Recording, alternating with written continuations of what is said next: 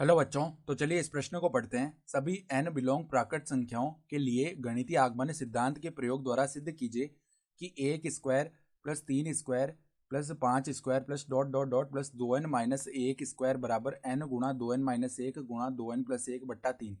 तो यहाँ पर देखो, हमें गणितीय आगमन सिद्धांत से सिद्ध करके दिखाना है। तो प्रश्न में आगे बढ़ने से पहले इस प्रश्न से संबंधित जो मुख्य उदाहरण है उसकी हम चर्चा कर लेते हैं। तो देखो, मुख्य उदाहरण गणितीय आगमन सिद्धांत से देखो हम क्या जानते हैं। आगमन गणितीय आगमन सिद्धांत से यदि यदि n बराबर k पर Pn सत्य हुआ तो n बराबर k प्लस 1 पर भी Pn सत्य आना चाहिए। ठीक है, यही कहता है गणितीय आगमन का सिद्धांत कि अगर n बराबर k पर Pn सत्य आ रहा है तो n बराबर k प्लस 1 पर भी Pn सत्य आना चाहिए। तो देखो, हमारे पास में Pn क्या दिया हुआ सवाल में, Pn बराबर में 1 स्क्वायर प्लस में 3 का स्क्वायर प्लस में 5 का स्क्वायर प्लस में यहाँ पे इस प्रकार पद आगे बढ़ रहे हैं प्लस में 2n माइनस 1 इसका स्क्वायर बराबर में क्या है, n गुणा में 2n माइनस 1 गुणा में 2n प्लस 1 बट्टा में क्या है, 3 है। तो पहले देखो, हम n बराबर 1 पर सत्यता की जांच कर लेते हैं Pn की। तो देखो, माना n बराबर 1 पर अगर हम P1 निकाल रहे हैं तो पहले तो देखो बायां पक्ष निकाल लेते हैं। तो बायां पक्ष बराबर में देखो क्या बनेगा हमारे पास में, n बराबर 1 रख देंगे तो 2 गुणा में 1 माइनस 1 इसका स्क्वायर है। तो 2 माइनस 1 इसका स्क्वायर बनेगा, यानी 1 स्क्वायर 1 आ गया।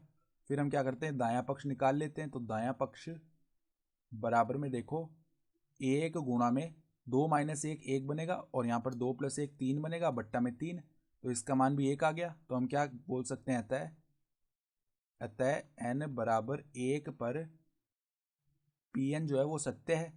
ठीक है, तो ये तो हमने बोल दिया। अब देखो, यहाँ पर हम एक मान लेते हैं, माना कि n बराबर k पर जो Pn है वो सत्य है। Pn सत्य है, ये हमने माना है। ठीक है, तो अगर हम ऐसा बोल रहे हैं कि n बराबर k पर Pn सत्य है तो यहाँ पर n बराबर k रख सकते हैं हम। तो 1 स्क्वायर प्लस में 3 स्क्वायर प्लस में 5 स्क्वायर प्लस में डॉट डॉट डॉट प्लस में 2k माइनस 1 का स्क्वायर बराबर में क्या आएगा, देखो k गुणा में 2k माइनस 1 गुणा में 2k प्लस में 1 बट्टा में 3 ये आएगा।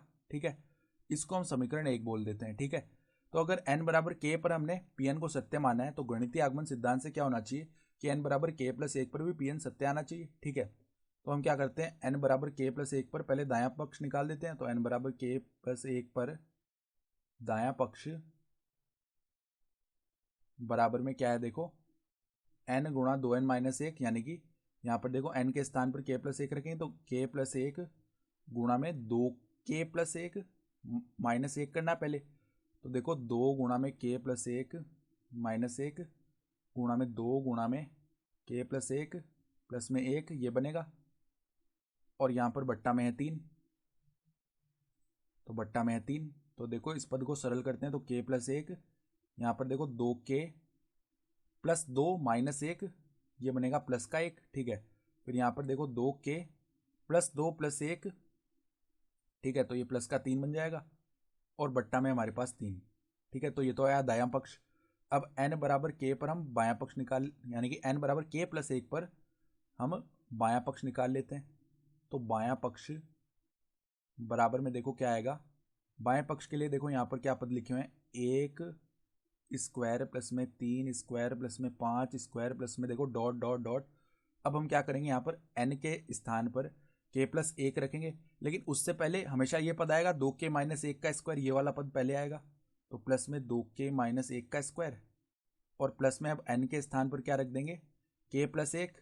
तो देखो 2k प्लस 2 माइनस 1 यानी कि 2k प्लस 1 वाला पद आएगा यहाँ पर। तो 2k प्लस 1 इसका आ जाएगा स्क्वायर, यही पद बनेगा क्योंकि यहाँ पर n बराबर हम k प्लस 1 रख रहे हैं।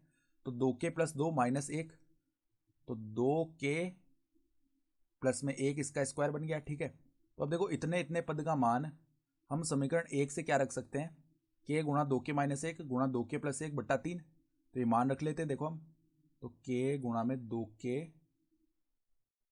माइनस 1 गुणा में 2k प्लस 1 बट्टा में 3, ये मान हमने रख लिया। प्लस में क्या है 2k प्लस में 1, इसका स्क्वायर है। तो अब देखो दोनों पदों में से अगर हम उभयनिष्ठ निकालना चाहें तो 2k प्लस में 1 को उभयनिष्ठ निकाल सकते हैं, ठीक है। फिर देखो यहाँ पर क्या बचेगा, k गुणा में 2k माइनस 1 बट्टा में 3 प्लस में 2k प्लस में 1 बच जाएगा, ठीक है। तो अब देखो यहाँ से लैसे लेके पदों को थोड़ा सरल करते हैं हम, तो बायां पक्ष क्या बनेगा, बायां पक्ष बराबर में देखो यहाँ पर 2k प्लस 1 तो बाहर है, तो 2k प्लस 1, फिर यहाँ पर देखो अंदर क्या बनेगा, अंदर देखो k गुणा में, अंदर गुणा कर लेते हैं k को, तो 2k square minus k, 2k square minus k, फिर देखो लैसे लेंगे यहाँ पे, तो 6k प्लस 3 बन जाएगा, तो प्लस में 6k प्लस में 3 और बट्टा में है 3, ठीक है। तो अब देखो यहाँ से 2k प्लस 1, यहाँ पर गुणा में क्या आ जाएगा, 2k स्क्वायर है, फिर 6k माइनस k प्लस में 5k हो जाएगा, प्लस में है 3 और बट्टा में है 3, ठीक है। तो अब देखो 2k प्लस में 1, यहाँ पे गुणनखंड करेंगे तो 2k स्क्वायर प्लस में क्या करना पड़ेगा हमें, प्लस में देखो 2k स्क्वायर प्लस में यहाँ पे 2k प्लस में 3k, ये लिख देते हैं, प्लस में 3 बट्टा में क्या है 3 है। तो अगर अब देखो 2k प्लस 1, ये तो ऐसा का ऐसा ही है, ठीक है। फिर अब यहाँ से अगर हम उभयनिष्ठ निकालें तो पहले 2k को अगर उभयनिष्ठ ले लें तो अंदर k प्लस 1 बचेगा, प्लस में अगर अब 3 को उभयनिष्ठ ले लें तो k प्लस 1 बचेगा, ठीक है। ये हो गए गुणनखंड और बट्टा में 3। तो अब हम अगर k प्लस 1 को उभयनिष्ठ निकाल दें तो k प्लस 1 को जैसे हमने उभयनिष्ठ निकाला तो अंदर 2k प्लस 1 गुणा में 2k प्लस 3 बट्टा में 3 बन गया। और अगर हम ध्यान से देखें तो जो दायां पक्ष आया था वो यही तो था, ठीक है। तो हमने क्या करके दिखा दिया, n बराबर k प्लस 1 पर जो दायां पक्ष है और बायां पक्ष है दोनों को बराबर करके दिखा दिया। तो देखो n बराबर k प्लस 1 पर जो दायां पक्ष है, या बोल सकते हैं जो बायां पक्ष है, पहले बायां पक्ष बोल देते हैं, बायां पक्ष बराबर है किसके, दायां पक्ष के, ठीक है। अतः हम क्या बोल सकते हैं, अतः n बिलोंग टू प्राकृत संख्याओं के लिए